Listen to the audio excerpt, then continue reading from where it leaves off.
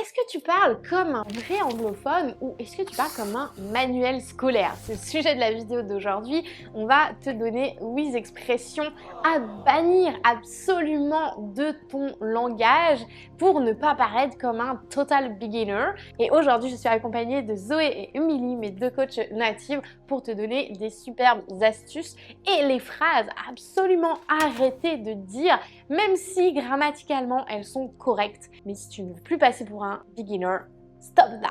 Et si tu ne me connais pas encore, eh bien je suis Lauriane Legrand, la fondatrice du Marathon des Langues depuis 2017, la première école de langue antiscolaire qui est du coaching d'anglais et développement personnel pour débloquer la mâchoire et la confiance en soi. Je suis également l'auteur du livre Parler anglais en 6 mois, pas en 10 ans aux éditions Erol. Et je suis passée de nulle en anglais à l'école à polyglotte et c'est pourquoi j'ai à cœur de partager cette méthode alternative à un maximum de personnes. Donc tu vas retrouver en description de cette vidéo une masterclass offerte qui t'explique comment parler anglais en 6 mois et pas en 10 ans. Donc clique sur le lien juste en dessous de cette vidéo en description pour pouvoir recevoir la masterclass offerte dans ta boîte mail. Alors du coup, les filles, on a vu une petite sélection des 8 phrases que les francophones disaient le plus, qui en soi sont correctes. Et qu'ils ont certainement appris à l'école, au passage. Voilà, dans un livre à l'école. Mais en fait, dans la vie de tous les jours, bah, c'est pas forcément les phrases qu'on utilise le plus. Tout à fait. Donc, eh ben, allons-y. Commençons par la première. Ok, number one, phrase à bannir. Can you repeat, please? Et celle-là, elle étonne parce qu'on l'utilise tellement quand Mais on oui. commence. Mais à la place, on peut utiliser des expressions beaucoup plus natives. Sorry, could you say that again? Sorry, what was that? And I didn't catch that. Very nice. La deuxième expression à bannir, une fois de plus, Yeah. très utile quand on commence, mais après on peut évoluer. I don't understand.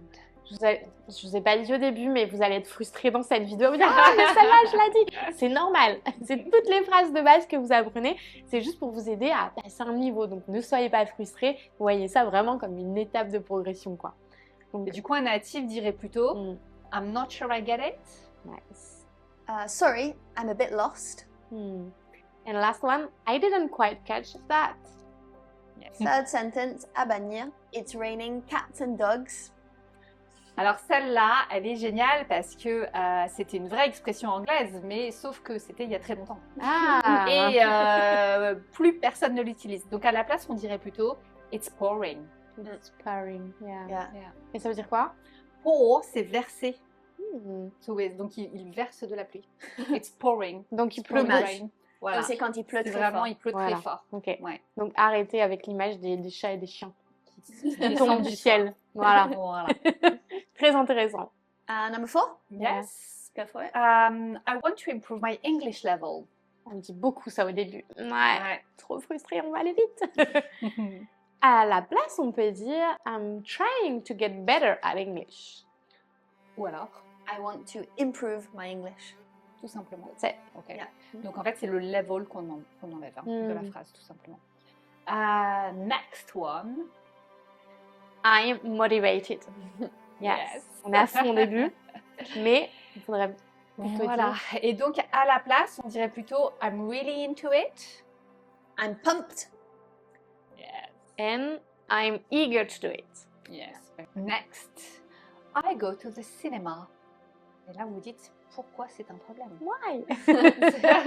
En fait, là, on va changer le temps. On va changer la partie grammaticale. On va dire plutôt I'm going to the cinema. Parce qu'en fait, si vous utilisez I go, c'est le présent simple, Mm. et donc ça veut dire en fait qu'on parle d'une habitude, d'accord? Ça veut pas dire juste. Là, l'idée c'est de dire je vais au cinéma, et donc c'est I'm going now to the cinema. I'm going, je suis en train d'y aller. Ok? Donc si vous dites I go to the cinema, en fait on attend la fin de la phrase, on dit donc once a week, Yeah. twice a week, Ah, voilà. ouais, ok. C'est- ouais. Hyper intéressant. Mm. Et c'est quoi l'autre phrase du coup? Il y en a deux. I'm going to the movies. Yeah, nice. I love this Voilà. one. Okay, and last one. Yeah, last one. I am concentrated. Yes. Et on va plutôt dire I'm trying to stay focused. Or, I'm focused. alors là, juste pour la petite anecdote, Concentrated, c'est vrai que ça fait un peu beginner, mais c'est plus facile pour la mâchoire française. Et ça évite que quand on n'a pas un bon accent français, on prononce quelque chose qui pourrait vouloir dire autre chose. C'était un problème que j'ai eu pendant longtemps. À chaque fois que je disais I'm focused ou let's focus, j'avais des gens qui rigolaient doucement. Et, ça m'est arrivé dans des situations professionnelles. Donc, voilà, je vous préviens que si vous n'êtes pas sûr de votre prononciation, vous restez sûr. Et c'est quoi du coup pour ceux qui ne l'ont pas? Non, alors là, tu peux dire le F-word. On n'a pas le droit de dire le F-word. Étoile, étoile, étoile. Voilà, on n'a pas le droit de le dire. Plus loin. Zoé, elle était choquée, j'adore. Alors moi, je n'allais pas partir là-dessus. J'allais quand même ajouter une petite info.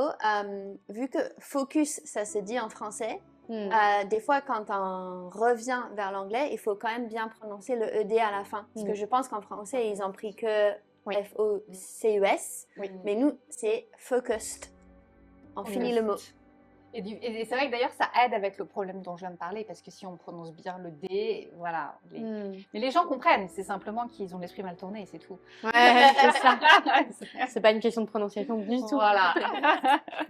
Alors, ensuite, on va vous proposer un premier petit exercice avec plusieurs phrases. Et ça va être à vous de deviner si c'est plutôt manuel scolaire ou plutôt natif. Et attention, il y en a quelques-unes qui sont incorrectes, mais on les a mises quand même parce qu'on voit que c'est des erreurs que beaucoup de francophones font pour vous permettre de l'identifier et de ne pas rester pendant 10 ans à répéter la même erreur sans qu'on vous le dise. Donc c'est parti, première phrase. Yes, the first one is I am agree. Ah, ça pique les oreilles. Ça pique. Ok, donc il n'y a pas besoin de am. I agree, c'est un verbe en soi qui veut dire je suis d'accord. Ouais, parce qu'on traduit littéralement en fait. On traduit littéralement, voilà, et donc ça fonctionne pas. Et donc d'ailleurs, l'inverse, je ne suis pas d'accord, c'est pas I am not agree, c'est I disagree. I disagree. Voilà. Ok, trop bien. Deuxième phrase. Et je pense que c'est ce qu'on va faire juste après cette vidéo. Let's grab a coffee. Absolutely. Et là, tout de suite, c'est c'est naturel. Donc, mettez pause entre les phrases et dites-vous scolaire ou pas scolaire. Voilà, là, donc là, c'était pas scolaire, c'était très bien, c'était normal, c'était naturel, c'est ce qu'on dirait tout le temps avec des amis ou avec des collègues.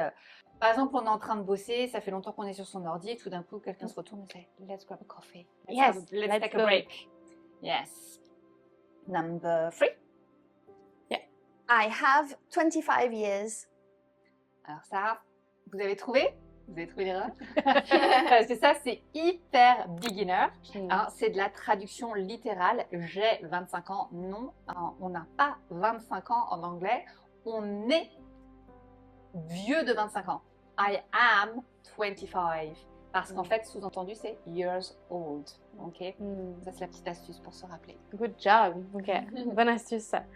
Number 4. I'm afraid I don't know. Naturel ou scolaire? Naturel. Ok.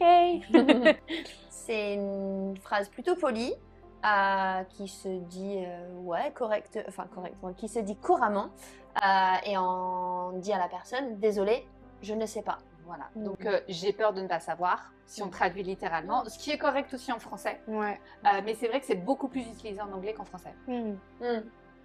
Ça fait trop formel. C'est vrai que c'est un peu formel, plus formel qu'en anglais. En anglais, ouais. Ouais, c'est vrai. Number 5.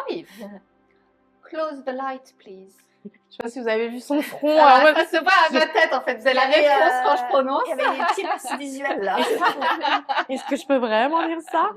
Donc vous doutez bien, c'est plutôt scolaire. Tout c'est même incorrect. Incorrect.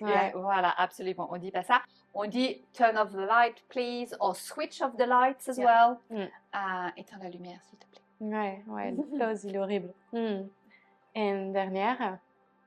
Can you explain me this? Ouais, c'est pas facile. Voilà, je peux pas m'empêcher. Faut pas filmer Amélie là. Je vous donne la réponse. Donc du coup, vous avez compris, c'est plutôt scolaire et même incorrect, oui, bien sûr, erreur grammaticale. Donc la bonne réponse, c'est Can you explain this to me, please? To me. Le to, on en a pas. D'ailleurs, on a parlé des prépositions dans une autre vidéo. Donc, très important d'aller la revoir aussi. Voilà. Et ça veut dire, est-ce que tu peux m'expliquer ça? Tout à fait. Tout simplement. Parfait. Super, alright. J'espère que vous avez aimé cette vidéo avec ces exercices.